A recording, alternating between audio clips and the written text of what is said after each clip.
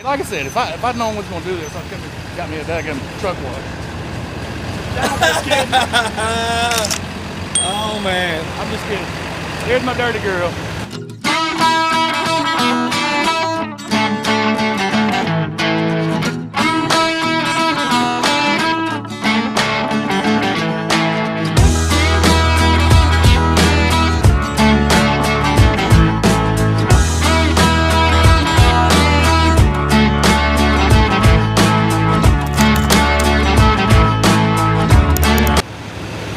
Truck of my dreams. I went and got it. she's beautiful, man. Good truck, man. Been a good truck. I love it, man. Tell people a little bit about the specs. Tell people about it, man. 2014 Kenworth W900L, flat top, 600 horse tuned, 18 speed, 355 rears, 24 low pros all the way around it, minus the trailer. Man, she's been a beast of a ride, dude. Love it. Recommendations for truck drivers on their first truck? Should they get their dream truck out the gate? What should they do? Dude, we ain't got enough time for that. It depends on how much money you got to sink into it. I'm gonna say the majority of people, no. Start out with a late model, 400,000 miles, something with a payment less than $1,500 a month. That right there to me was my magic number. Truck payment less than $1,500 a month, because $1,500 at the end of the month is easier to come up with than say $3,500. I've seen that $3,500 truck payment put a lot of people out, because you never know what's gonna go on. I appreciate that. That's great, man. That's another thing is, people are like, how do you take so much time off if your truck's not paid for? My truck payment's $1,124 a month. I can cover that truck payment for 2 years and be at home. If that truck payment was $3,000, I'd be screwed.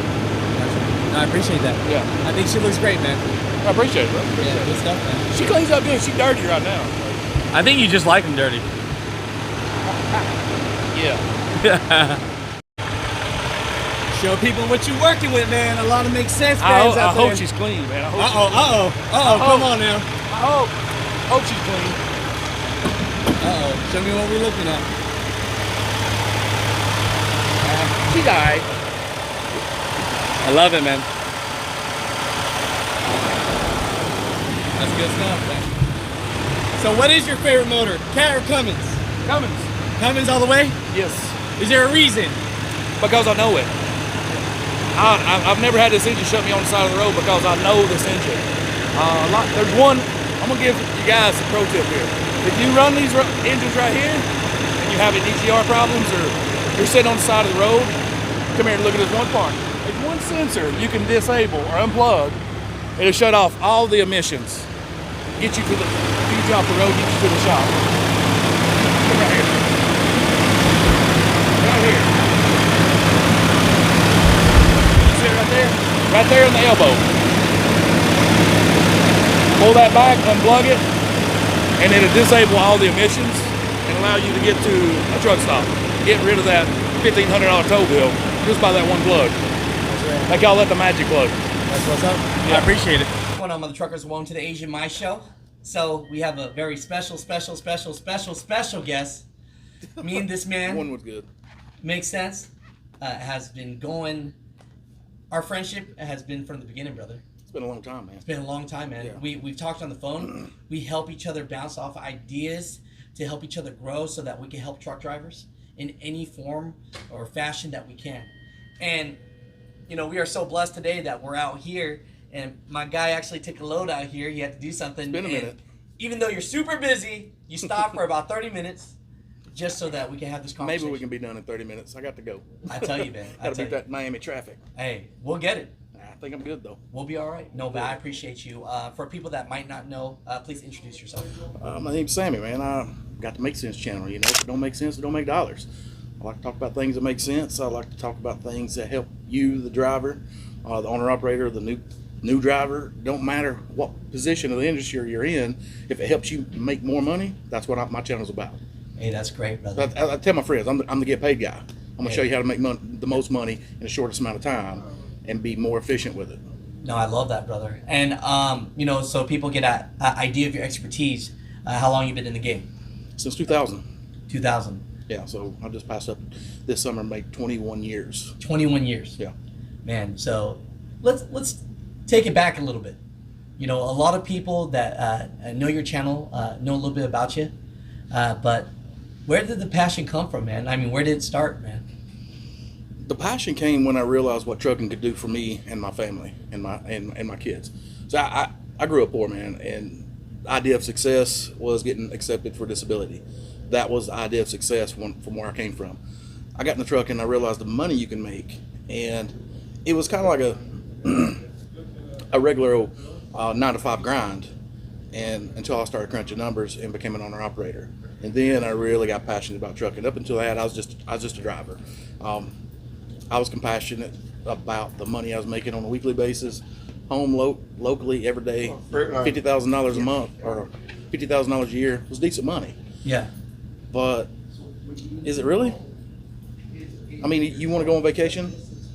$50,000 a year is not that much. Yeah. You want to go? I mean, yeah. If you want to go to Pigeon Forge or go down to Panama City, where I'm at in North Georgia, that's considered vacation. Nah, man, I want to go to the Bahamas. I want to travel the world. So $50,000 is not a lot of money. But when I became an owner operator and I started crunching numbers, that's when I really got passionate about trucking. Up to that point, I was just a driver, man. Really? Yeah. How many years were you driving before you? 13. How many years? 13 driving. 13 driving. So for people that are at that passing stage of company driver, thinking about owner op, Mm-hmm. what was that deciding factor for you that made you know it's time to be on your own? I was perfectly content. My brother called me up one day and he's like, man, we've been in this game long enough. We should just dive off in the deep end and buy a truck. We was talking one night on the phone. And I was like, nah, man, I don't want none of that. I'm content with what I'm doing. I'm making good money. And that seed he planted started growing. In about 2 weeks, I'm calling my brother up talking about how we're dumb if we don't buy a truck. You would have thought it was my idea. Really? Yeah. At first, I was all against it. I was like, no. And then I started thinking, and then I started crunching numbers. And the biggest heartbreak I found out was everything I was crunching on paper.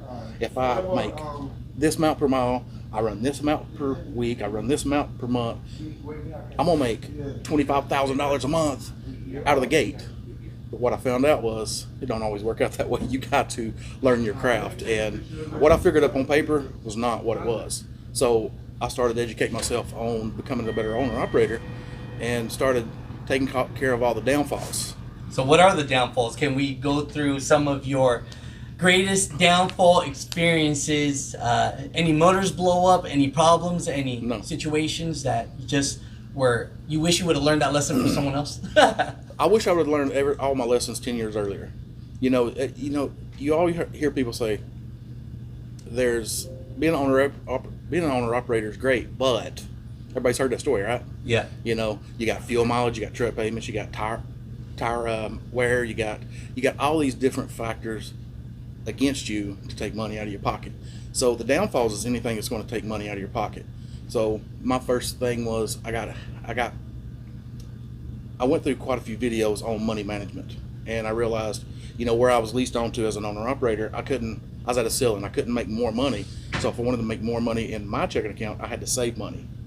So I was at that ceiling. If I want my money to be up here, I got to quit spending my money down here where I ain't got nothing left over at the end of the month.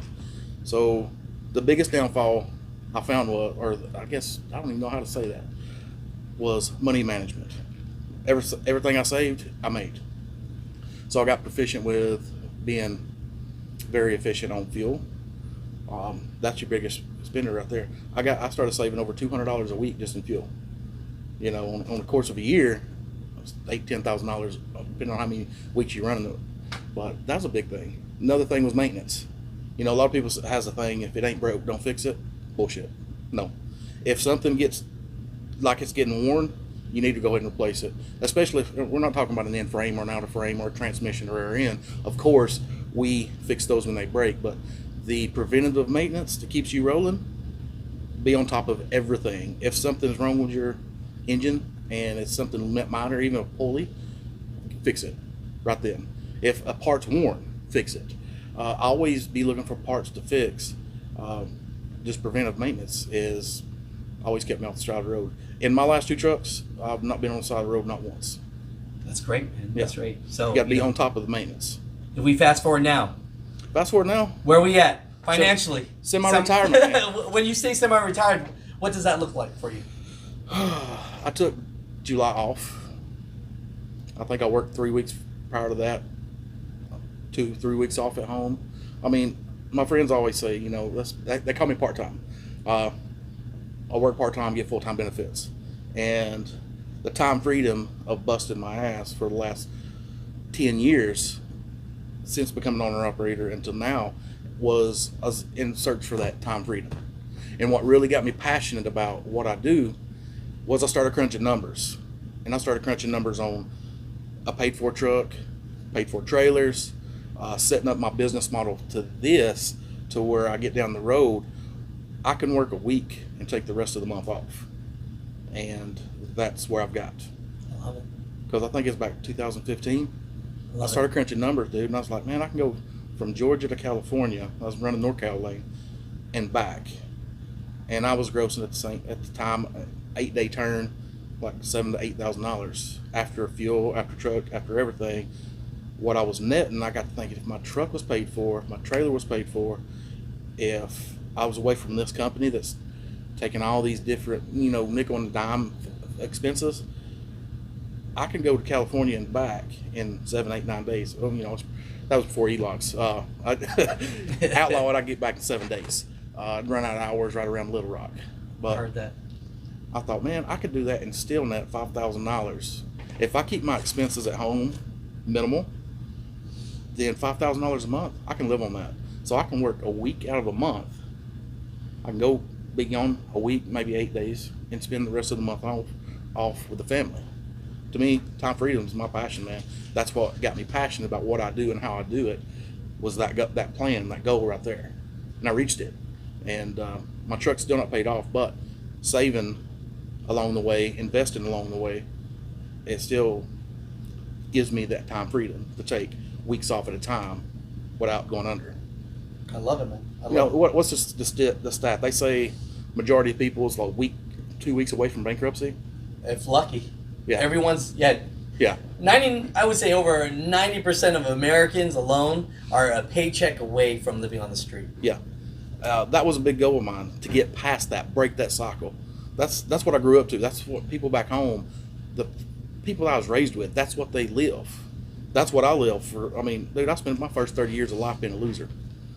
Something about 29 years old, I thought, I've been damn near 30 years I've been a loser. I want to change that. And since that point to now, I'm 42, I've just been trying my best to make good decisions to put me to my goals. Because at the end of the day, man, we got 24 hours. You've got two decisions. Right decision, bad decision. Come up with a goal, and then every decision you make from there, one's going to take you further from your goal, one's going to put you closer to your goal. You got to have a goal first, right? And then it's just one decision at a time to get to that goal. Funny story, Brian, driven trucking. I met him in Kentucky, and I was parked at a rest area south of Louisville. I think it's right around mile marker 52 maybe, on 65. And I woke up one day, and there's a truck parked beside me, and there's a guy walking around, looked up, came over and said, "Hey man, I've been waiting on you to wake up for the last 3 hours." That was Brian. He said, "I seen your truck." He said, I'm a subscriber. And me and him chatted back and forth with emails before about content creation, making YouTube videos and stuff. He's like, "I wouldn't leave until I talked to you." That's great. So, yeah. You impact a lot of people, brother. I try my best, man. I'm just here for service, man. I'm at your service. I feel that if I help humanity, people, I help families. If I have the ability to do that, why not? I love it, brother. Because life gives you what you give. You know, I try to help as many people as I can, because I mean that's good karma. I live my life by it, and since I started living by that creed, things always go right. Don't get mad at me, but is there any way we can see the inside, bro? No. No. I keep my body's in there. Nah, go ahead, man. It's dirty. Let me say, it's dirty. It's a working truck, not a show truck. So I get a lot of flack sometimes, but go ahead. You climb on in there if you want. I ain't got nothing.